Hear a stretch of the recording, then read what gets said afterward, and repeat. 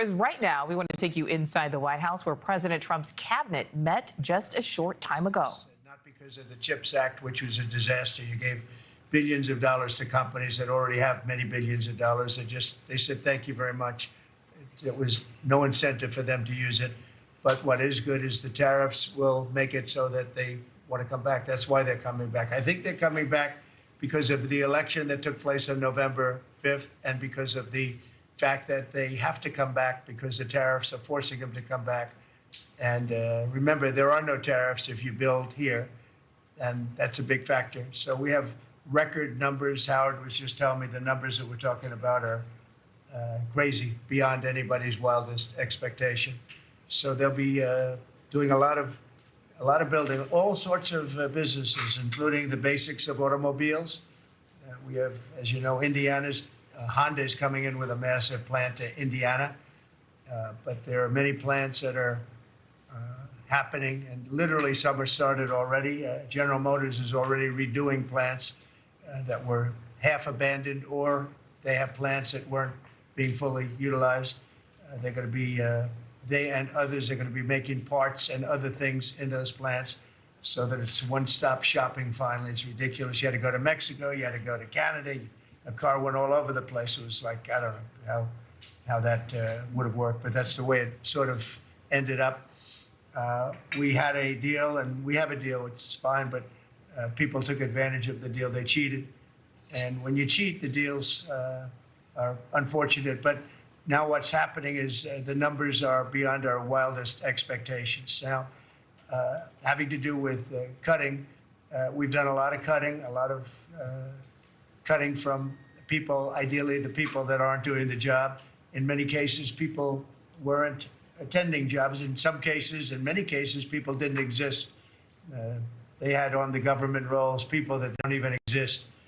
But of the ones that did exist, as you know, many didn't come to work. Many had no intention of coming to work. Many were paid and working someplace else. There were lots of bad scenarios, but they're being weeded out, and I think we're probably ahead of schedule on that. And to me, something that was just terrible is the contracts that we're finding, the fraudulent contracts that we're finding, where millions and millions of dollars and even billions of dollars in some cases were given out. And I think we'll start with that. I'd like to start with Doug Burgum, Secretary of the Interior. He told us about a couple of contracts that we have now found. When he got there, they saw this with Chris and everybody, and they couldn't believe it. Doug, could you just relate what you told us a little while ago? No, happy to, Mr. President. There's a federal consulting group, which was a group inside of Interior, but it was managing contracts from many different agencies that flowed through here. One of those contracts was to do surveys of individuals, $830 million for surveys. And so part of the question was, hey, could we actually see the surveys? And then the surveys came back, and a survey was like 8.5 by 11 sheet of paper with 10 questions that anyone's child in junior high could have put together, or AI could have done for free. $830 million. So that's one that we've stopped. And that contract was going out after you were inaugurated, sir. So yeah. it was so jumping. It's a pure fraud. Yeah. It's a fraud. But we've had many fraudulent contracts that were caught by the work that Elon and his people are doing, and working with our people. It's been brought to light. The fraud, not just waste and abuse, the fraud has been incredible. You mentioned one, Madam Secretary. Well, yes, sir. Okay. Well, let me just add to that, and thank you. We just had a wonderful cabinet meeting, all aligned on certainly the effort to realign the government. But even at the U.S. Department of Agriculture, we've canceled a $300,000 contract educating on food justice for queer and transgender farmers in San Francisco. A similar contract we canceled in New York, again, educating transgender and queer farmers on food justice and food equality. I'm not even sure what that means, but apparently the last administration wanted to put our taxpayer dollars towards that. We canceled a $600,000 contract out of Louisiana that was studying the menstrual cycles of transgender men, a $600,000 contract. We canceled another contract out of a university in the middle of the country that focused on getting more diversity, equity, and inclusion into our pest management industry. Again, these are nonsensical. It makes zero sense to use taxpayer dollars to fund these. I know these are just a few examples of the hundreds and hundreds that we have found. Well, a clear case of fraud was with the Small Business Administration, where they were handing out loans, $330 million worth of loans to people under the age of 11. I think the youngest, Kelly, was a 9-month-old who got a $100,000 loan. That's a very precocious baby we're talking about here. Well, we're tackling the fraud, waste, and abuse in the agency. We've seen, hundreds of billions of dollars of fraud go unprosecuted, so we're taking that on. We have a zero tolerance policy for fraud, and we continue to crack down on it and make sure people are held accountable. It's amazing. And you have a lot of that. You found far too much of it. It's a pure fraud. We like to use the words waste and abuse because they sort of sound good, but many of these things are pure fraud. Now, there was a contract that you've heard about where Stacey Abrams got $2 billion just before we took over, and it was a rush to get her the money, and that was environmental, and nobody knows what she was doing. But $2 billion, if you got 2 million, that's a lot. If you got 200,000, that's a lot. But this was $2 billion was given. Lee, do you want to talk about that? And the other one that was even worse? EPA has now canceled over $22 billion worth of contracts. $2 billion going to this NGO that Stacey Abrams was tied to. They received only $100 in 2023. And then the Biden administration gave them $2 billion. The director of the Greenhouse Gas Reduction Fund saw his former employer get $5 billion. So $20 billion went to just 8 NGOs, and they're all pass-throughs. And then they were giving it to other entities. Many of them were pass-throughs. And what you have is all these extra middlemen, they're taking their cut. And the taxpayer ends up getting screwed. They're losing out on all this hard-earned money. They can't afford to have the federal government waste. The partnership with DOGE and Elon Musk has been incredible at EPA. Their team is very talented. We wouldn't have been able to do it without them. And of course, this mandate from President Trump to make sure that we identify every last penny, whether we're saving $50,000, $5 million, or $22 billion. We will not rest until every last penny is saved. Thank you, Mr. President, for the opportunity to do this for the American public. Great job you're doing. So we have a lot of that. We're getting down to a point we think probably over the next 2 or 3 months we'll be pretty much satisfied with the people that are working hard and want to be members of the administration and our country, really. And they're doing a lot of good people. We have a lot of great people. We want to keep the good ones, and we want to get rid of the ones that don't exist, and we want to get rid of the ones that do exist but don't work. And we have quite a few of them. Would anybody else like to say something before we take some questions from the press, please? Doug Collins. Yeah, Mr. President, I think one of the things that you've always told me is take care of our veterans, and that's what we're doing at the VA. And one of the things, though, is you also have to know who your employees are. You have to know the very fact of who you are. We're 470,000 roughly when we started this, larger than the active duty Army, when you think about that in the perspective. But however, this is an interesting point. When I first got there and we started looking at this, how you take care of people, we didn't have an HR system that could actually give us a rundown on who actually was working where.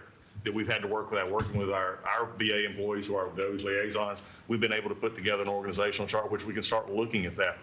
But the interesting part about it is about taking care of veterans, and what you've told me to do is how do we get the people in the right places? And I think when we look at this, GAO has told us we were high risk for years. The previous administration put literally tens of billions of dollars and tens of thousand employees over the last 4 years, and we saw our statistics basically stay the same or go down. Backlogs went up. Maybe the question is not money and employees anymore. Maybe it's the organization and how we effectively deliver for the American people. And that's what we're going to do. Well said. And one thing I want to add to it, it is not necessarily a very popular thing to do. You're talking about employment, you're talking about people and the lives of people. And yet, I think the American public understands we're trying to save our country and make our country great again. I mean, you could say it, but we're trying to save our country from this extraordinary thing that was happening. What they were doing to our country was just a horrible thing. And I have no idea how it plays out in the public. I guess you see poll numbers that are very good numbers, but I don't know what that means long term. but it's something that has to be done. If we don't do it, we're not going to have much of a country left, so we have to do it. So we're doing things that I think a lot of presidents wouldn't be inclined to do, but we're doing it to really, I don't want to use cliche. I don't want to say we're doing it to make America great again, because I say that on the campaign trail, but there's really no other words that could express it better than that. We're doing it to help our country, and our country was riddled with fat, like no country probably anywhere in the world, and we're getting rid of the fat. And at the same time, we're going to be bringing in millions of very good, high-paying jobs, and we're going to be taking in a lot of money. Our country's going to be very strong. We've been ripped off by every country in the world, friend and foe. We were taken advantage of like nobody's ever seen. And you saw what happened today with Venezuela. We did something with Venezuela, which is long in the making, and it's very substantial. And we'll be announcing cars very shortly. And we already announced steel, as you know, and aluminum. We'll be announcing pharmaceuticals at some point in the not too distant, because we have to have pharmaceuticals. We don't make pharmaceuticals anymore in our country. And if we have problems like wars or anything else, we need steel, we need pharmaceuticals, we need aluminum, we need a lot of these things that we sort of don't make anymore, and yet we're equipped to do it all. So we'll be announcing some of these things in the very near future, not the long future, the very near future. And it'll bring in billions of dollars, billions and billions, and it'll bring in, maybe more importantly, jobs. It'll protect the jobs we have, and it's going to be really, really quite amazing. Chris, did you have something to say? Yes, Mr. President. I want to say energy is the infrastructure that makes our country run and drives our national security. The Biden administration grew my department, the Department of Energy, by 20%, and expenditure much more than that, all in an effort to reduce the production of energy in the United States and to make energy more expensive. We are stewards of the American taxpayer dollars, right? That's the job of everyone around this table, led by you. We want to reverse that trajectory and care about every dollar an American taxpayer gives us, and are we using it for the benefit of Americans?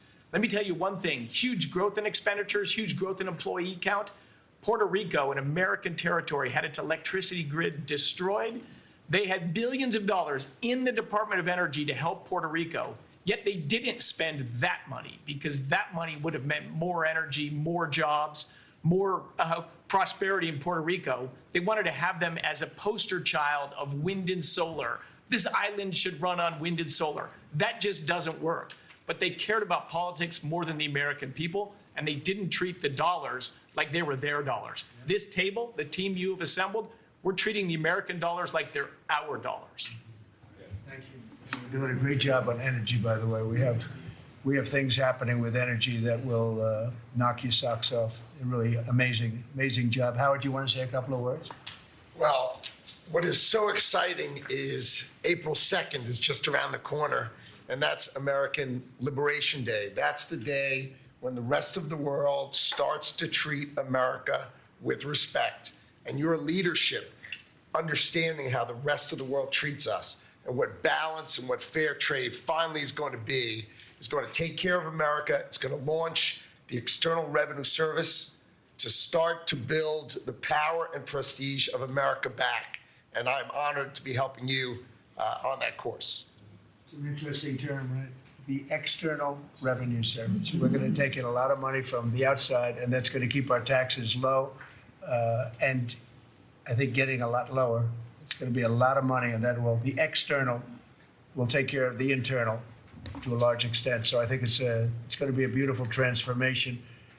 Linda, you might say a couple of words. You've done so amazing. It's a 50% cut. And more importantly, we want to bring education into the states. We're at the bottom of the pack, but we're the most expensive per pupil. And we want to bring education back to the states where they can teach the students lovingly with their parents and with the boards and everything else. And they'll be every bit as good as these other countries. These states, these individual states will do a phenomenal job. You want to say something?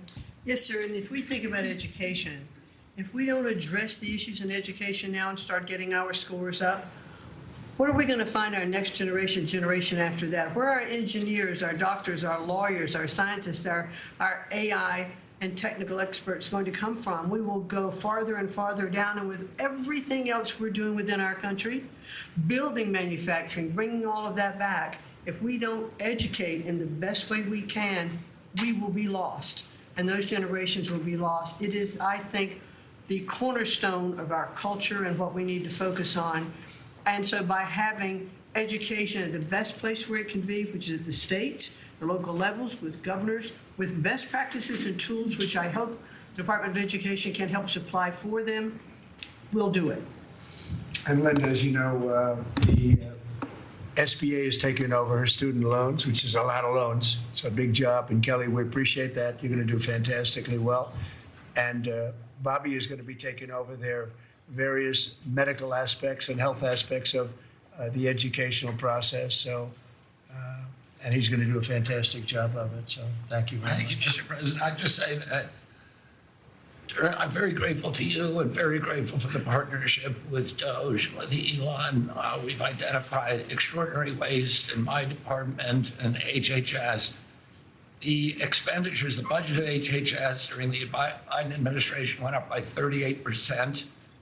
The employees went up by 17%, and healthcare went down. We have 40 comms departments. We have 40 procurement departments.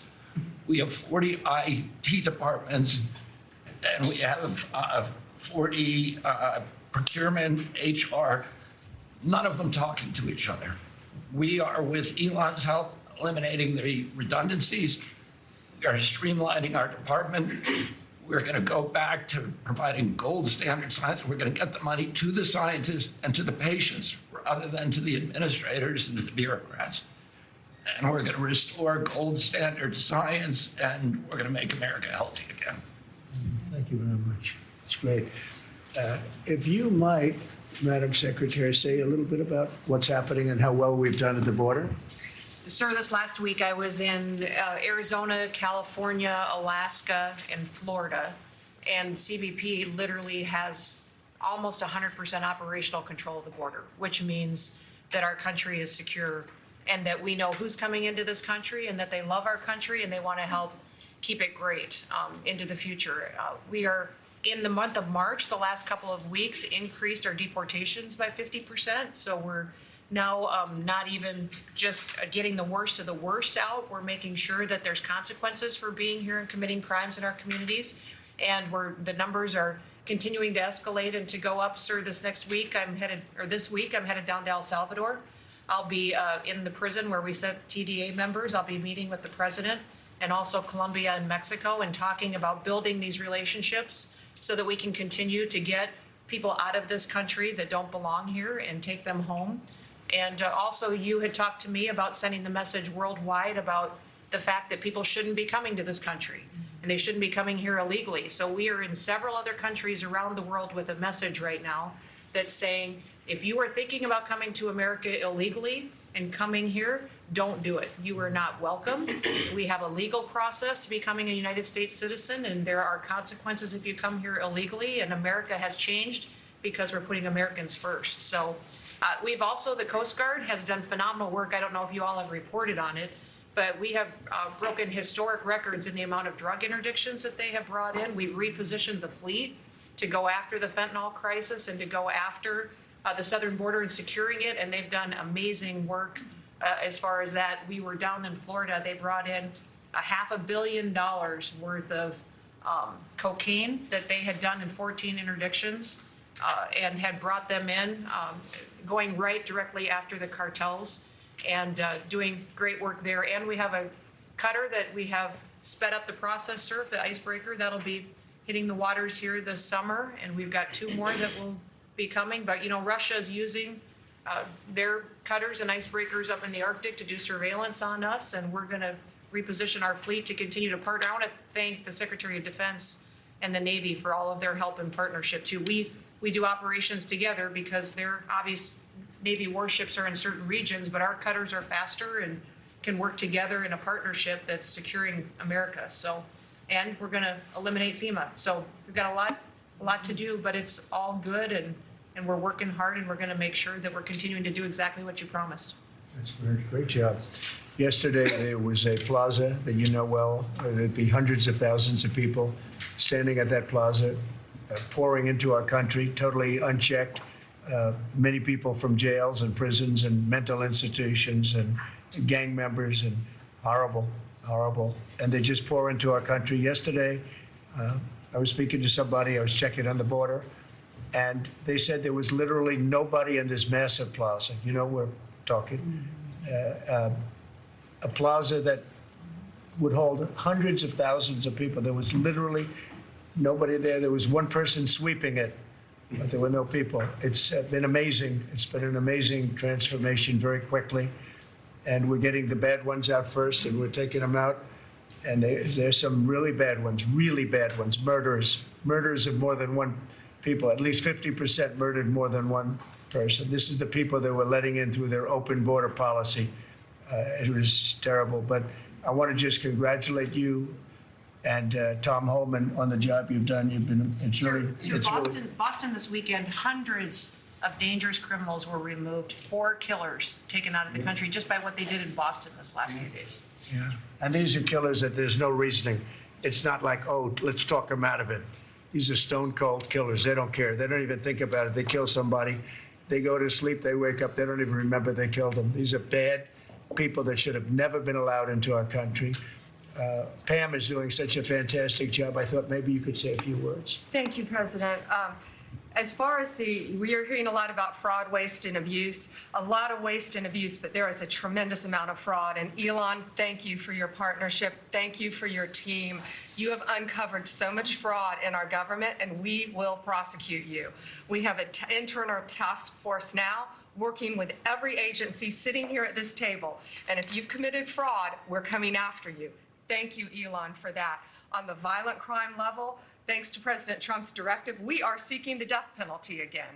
So all of these horrible, violent criminals that you're hearing about around the country, they will face the death penalty federally within our country. And the drug dealers need to get out of here because we are coming after you. We're going to have 94 great U.S. attorneys around this country, and everyone will be prosecuted to the fullest extent of the law. Thank you. Thank you, President. It's at your directive. I couldn't have said that better. That's very good. That's very good. She's doing a fantastic job. Thanks, Pam. Do you have any questions, please? Mr. President? Yeah, please. Mr. President, what can states do now to implement your Department of Education executive order? Well, I think what's going to happen is we are cleaning out a lot of things like the loans, student loans, which will be handled very professionally by people that do that. And then, as you know, RFK Jr. is going to do a fantastic job having to do with health and the other things, and frankly, better than the people at the Department of Education. You see the buildings all over D.C. And then the rest is the states are going to start coming in and taking all of the information on all of their students. And I think a lot of that information is going to be shipped to different states like Iowa, like Indiana, like so many. They're so anxious to get, they're calling us, and they're so anxious to get it. We'll be shipping the records of the children that they're taking care of, that they want to take care of, and the process will begin. And I think it won't be that long before the states will be really running the Department of Education. Our teachers are going to be taken very well care of. And I said, personally, I don't care, union, non-union, it doesn't matter. Teachers are so important to this country and to me. And we're going to take great care of our teachers. And I know it's very important to Linda. So I think you're going to see a tremendous change very quickly having to do with education. And the process has already begun, very strongly begun. I think we've done, in whatever it is, 8 weeks, people are amazed at how much we've done in terms of the safety of the country. In fact, I would like to ask maybe Marco to say a few words on what's happening with respect to, in particular, Russia, Ukraine, where we have some pretty good news. I think we want to get it stopped. We're losing 2,500 young people, and these are Russian and Ukrainian people largely. And they're not American people, but on a human basis, we want to get it stopped, and we want to stop spending billions and billions of dollars to a country that we think it's time. and we're doing pretty well. Marco, do you want to say something? Yeah, Mr. President, first of all, I think the American people should be proud that we have a president that's promoting peace and the end of conflict on this planet. This is a war that's gone on for 3 years, as you pointed out, that, as you rightly pointed out, would have never happened had you been president, but now it's here, and it needs to be brought to an end. There is no military solution to this war. It has to end through negotiation. And there's only one leader in the world that's capable of bringing two sides to a table, and that's our president, the President of the United States, President Trump. And that's what he's done. And so today, even as we speak, we have teams on the ground in Saudi Arabia meeting with the respective sides in the hopes of making progress towards this outcome that we all want to see. And I think that the country owes you a great debt of gratitude, and the world, really, because, I mean, you're the only leader in the planet that can bring the two sides together to bring an end to this conflict. And that's what you've done. And you've done it despite, impediments from other countries and others who maybe have different opinions about how this should go. But ultimately, I think that the only chance we have for peace is through the president's leadership, and you've shown that, and we hope it'll bear fruit. And today will hopefully be one step more in that direction. Thank you, Marco. And on the Middle East, another hot spot that we didn't have a problem with. There was no problem in the Middle East when we left, and now there's a lot of problems in the Middle East, but we're working on that. But I think we've seen significant progress, and I think you'll have we're going to start, we were talking with the Vice President a little while ago, and you're going to see countries start to fill up the Abraham Accords. More and more countries want to join. That was a great success, tremendous success, and then Biden and his group did zero with it. That should have been filled up within a year of the election, would have been filled up. So countries are starting to want to get involved very much with the Abraham Accords again, so that'll be great. JD, do you want to say something? Yeah, sure. Yes, sir. Just on that topic, if you think about what happened with the Abraham Accords, one of the great diplomatic breakthroughs under the first Trump administration, really in the last 30 or 40 years of American history in the Middle East, and the Biden administration did absolutely nothing with it. Built on it, not at all, added 0 additional countries. Purely out of political spite, the Biden administration, I think, hurt the United States and really hurt the project of world peace. That has changed. Luckily, about 2 months ago, we got a new president, and that president has given us the task of building out the Abraham Accords, adding new countries to it. And really what you see is a lot of these countries that have historical, ethnic, or religious hatreds want to build. They want to build new artificial intelligence. They want to build new real estate projects. They want their citizens to become rich and prosperous and peaceful, and they're setting to the side some of those old hatreds under the leadership of President Trump. So it's early, but we made a lot of progress, and we'll keep on making progress, sir. Thank you, JD. One of the things that's very important, I think, to mention, I saw a show yesterday, and they had a Democrat congressman on. It was on Fox. And he said, well, President Trump said prices would be coming down, and instead he's focused on other things. Well, we are focused on a lot of other things, like peace, like all of these companies that are moving in and jobs. But what he didn't say is that prices have come down very substantially. And if you look at when I came in after 1 week, they were screaming at me about eggs. Eggs had nothing to do with me, but they were through the roof, and you couldn't get them. And now they're down about 35, 40%, maybe even more than that. I'm going to let Brooke, if you would just discuss that. And groceries generally, prices are coming down, and energy prices are coming down. And I hope the Fed lowers interest rates, and then you're going to see interest rates coming down. And I'll have you speak about that in a second, Scott. Brooke, go ahead. Well, sir, thank you. I think the first thing that's really remarkable to note is that the prices of eggs under the 4 years of Joe Biden increased 237%. 237% in those 4 years, and yet it wasn't covered in the press at all. No one talked about the price of eggs in the summer of last year, for example, from the media. So, of course, the president wins, and he is inaugurated, and the next day, everyone is yelping about why the price of eggs are so high. So it was certainly one of many, many issues we took on under the 4 years of Joe Biden. We had the cost of input go up 30% for all of our agriculture products. At the same time, the trade deficit increased $49 billion, so it was zero under the first Trump administration, and then under Joe Biden, we sold $49 billion less of our ag products around the world. Then you combine that with the avian bird flu, and I know I've talked to a lot of you in the press on this over the last 3 or 4 weeks. But listen, here's the deal. The president, under his vision and support, we released about a month ago a very significant plan on how to bring the price of eggs down. It included 5 prongs. I won't go into it now because I don't want to bore everyone, but since that day, since we released that plan regarding biosecurity, repopulation, importing eggs, research, and then deregulating, taking those onerous rules off of our farmers, our egg-laying farmers, since that time, the price of eggs, the wholesale price of eggs, has come down 53%. So we're going to keep working on it. Listen, it's not something you solve overnight. Avian bird flu and some of the other animal diseases, we're working across the government, several partners out in the cabinet on that, especially my friend Secretary Kennedy over at HHS. But we have a long-term solution, but at least for now, in the short term, thanks to President Trump and so many that have worked so hard, the price of eggs are coming down, as well as the price of groceries. So thank you, sir, for the opportunity to lead on that. And the number is 53%, and they're readily available. So I think it's a fantastic job. And overall, groceries are down, too. That's right. They're coming down. So the consumer's finally seeing some good news instead of year after year of prices going up because of grossly incompetent leadership. Scott, do you want to talk about interest rates, where you see it all going?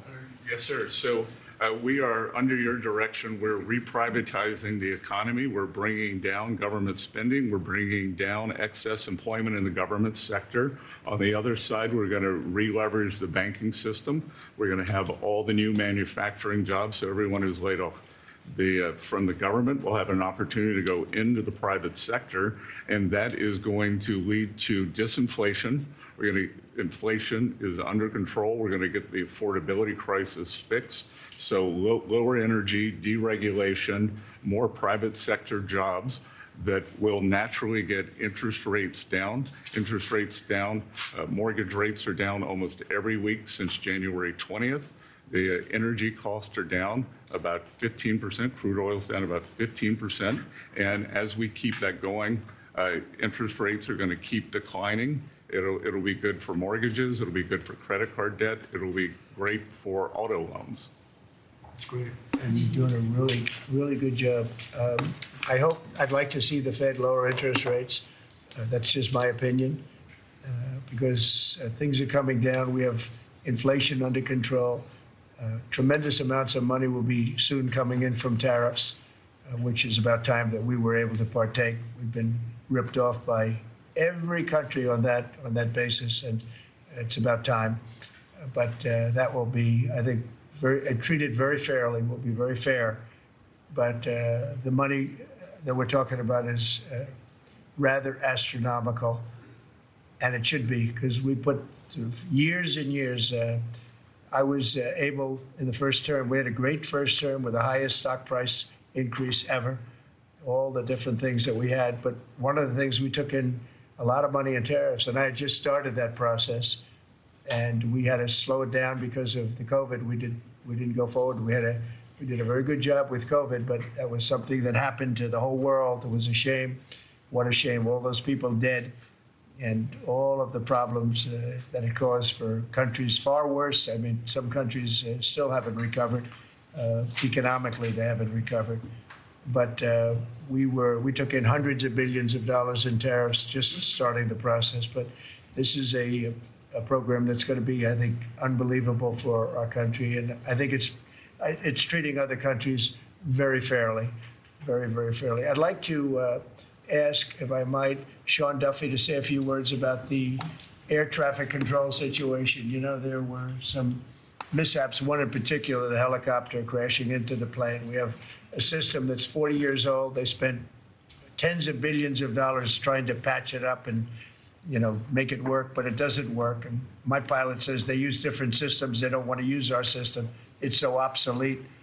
And it's an obsolete, horrible thing that happened with respect to it. And we were going to, I said, day one, if this happens, if we are successful, we're going to have to get a brand new, modern, top-of-the-line air traffic system And I think I can say that I've been working a little bit with Sean on it, but Sean's been working hard on it, and with his new person at FDA, who's going to be terrific, by the way. And maybe you want to talk to them about that, because we need safety in the air, total safety in the air, and this will give that to you. Sure. Thank you, Mr. President. We had a conversation on Friday. Again, our air traffic control system, as we talked about maybe privately or I don't know publicly with all of you, but we have decades of ideas and billions of dollars, and no progress is ever made on any of these initiatives. Air traffic control is the same thing. And so we're having a conversation about building a state-of-the-art, brand new, best technology, envy of the world air traffic control system. And what's interesting from the DOGE team is they'll look and say, well, what is the problem? Why hasn't this been built? This is about safety. This is about people's lives. All of you fly. Your family flies. Why hasn't it been done? And the problem is in government, it takes way too long. So technology changes and money changes and administrations change. We have to do this fast, which is why we need the partnership from the Congress to give us the money up front. The best ideas and the best technology available in the world, we're going to build in the system. I think, Mr. President, we can do it in 3 years. I think Trump Tower was built in 3 or 3.5 years. I think we could match the Trump Tower time frame. 2 years. Okay. 2 years. Maybe not that good, but about 3 years. And again, we have to choreograph because again, our towers are operational, keeping planes in the air. So we got to choreograph this, but we can do it in short order. If I can just make one other point, Mr. President. We're $36 trillion in debt. You've never had a DOGE. We've never come in and looked at our government the way, Mr. President, you've looked at this government and said, there's too many people, there's contracts, fraud, waste, and abuse. And so we've had a few bumps in the road as we've gone through this process, but if you look around this room, everybody has seen how the process has evolved, and everyone appreciates some of the insight and technical support that we've gotten to make this government more efficient, to make it more responsive to the American people. And so, again, when you have a new system like this, you'll get some bumps. But things are rolling out. The last 3 weeks have been much, much better as our teams have integrated and we're working to deliver for the American people. And I would say some of the press had made comments last time about what happened in the last meeting. We had a great conversation in the last meeting.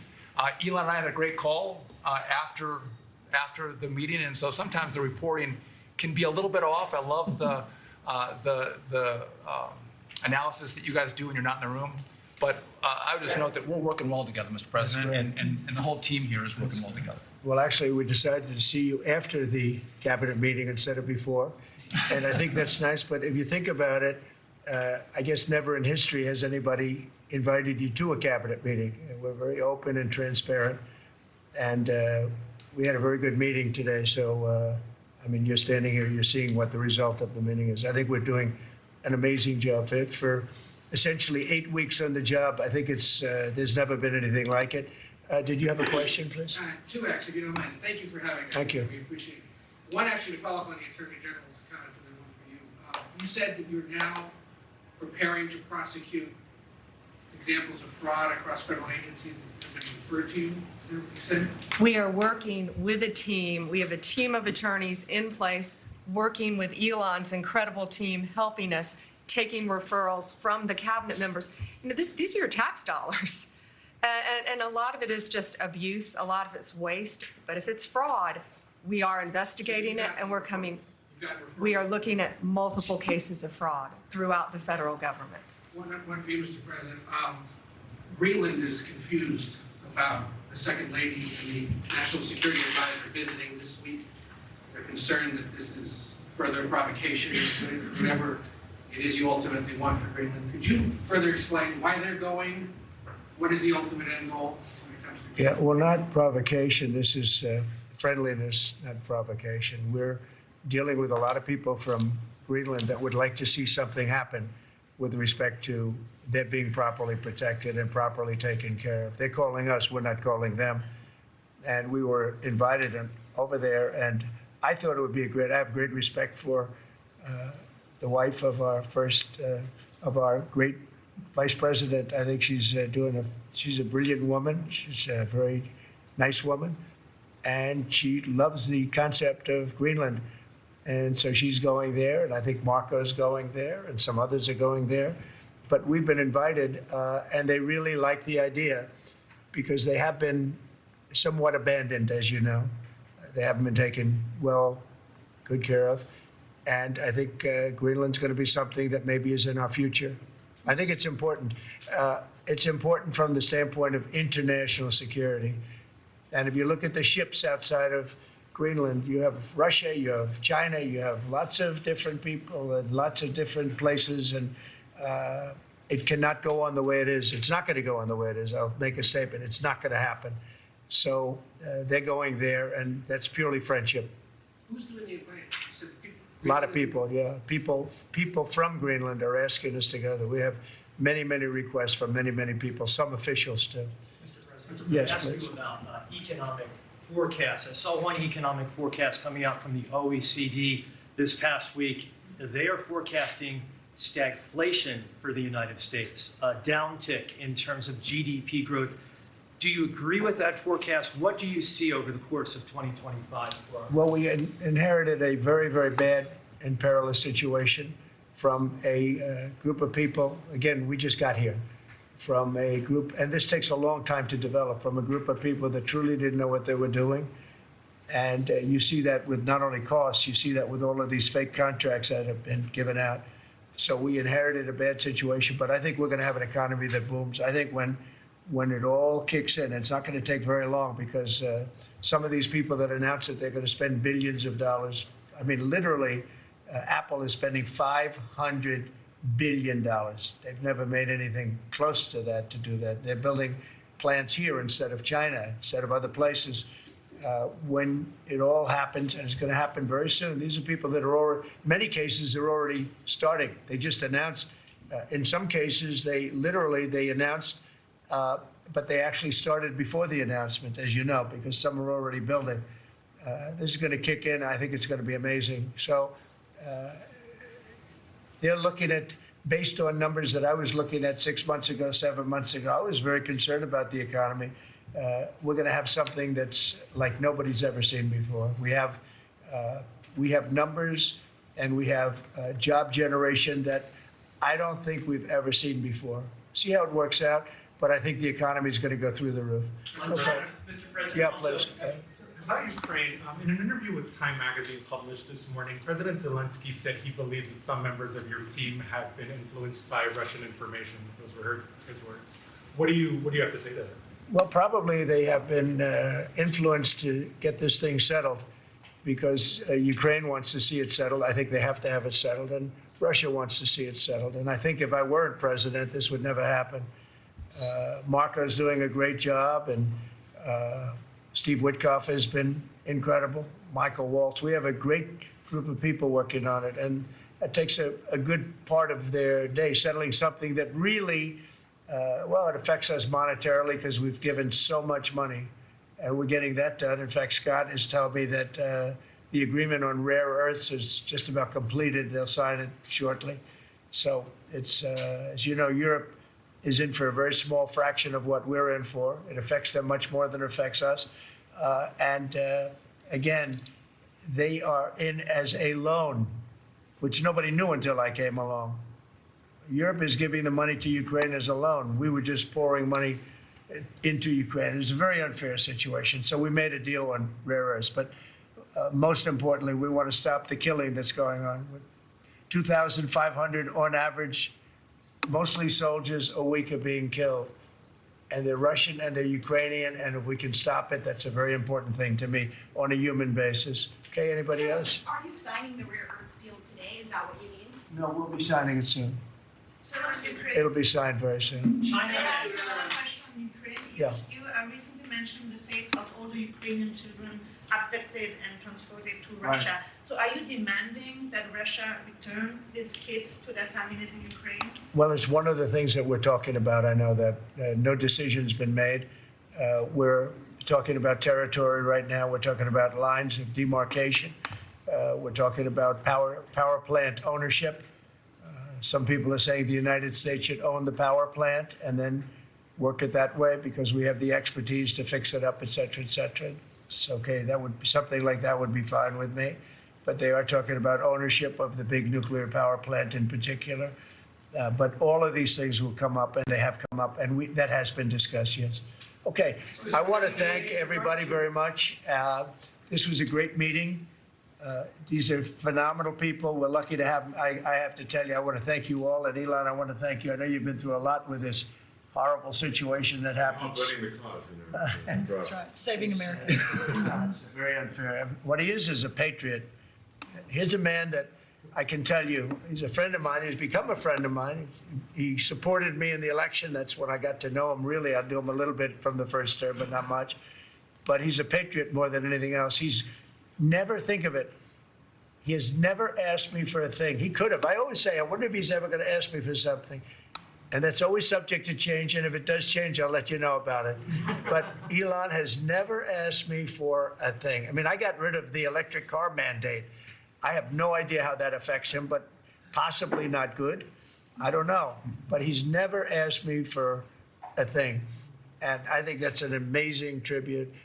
I did get activated last week when I saw what they were doing. I said, he makes an incredible product, and we're going to go out and tell people you can't do that stuff, and support him. They got to support him, because if he wasn't doing this, he wouldn't have any of these difficulties. And I think it's getting less and less. Pam has done a great job with regard to all of the, I mean, I know the kind of investigations that are going on. If she finds them, which she will, she's already found 4 of them. But I think they're going to suffer very grave consequences, because they're really terrorists when you think about it. They're terrorists at a high level. And I think the people that are financing them, they could very well be people I know, people that you write about. But those people are in big trouble. So they better cut it out. But Elon's a patriot. We want to thank you very much for the job you're doing. Thank you very much.